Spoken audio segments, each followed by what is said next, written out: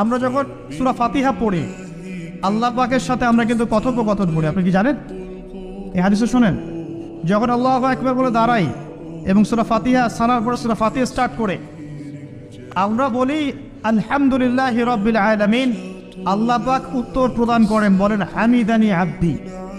আমরা বলি আর রহমানির রহিম, আল্লাহ পাক বলেন ইতনা আলাইয়া আব্দি। আমরা বলি মালিকি ইয়াউমিদ্দিন, আমরা বলি যখন আল্লাহ পাক তার উত্তর দেন বলেন মাজ্জাদানি আব্দি। আমরা বলি ইয়্যাকা না'বুদু ওয়া ইয়্যাকা নাস্তাঈন, আল্লাহ পাক বলেন হাযা বাইনি ওয়া বাইনা আব্দি। আমরা দোয়া করি বলি ইহদিনাস সিরাতাল মুস্তাকিম সিরাতাল লাযীনা আন'আমতা আলাইহিম গায়রিল মাগদুবি আলাইহিম ওয়ালাদ-দাল্লিন।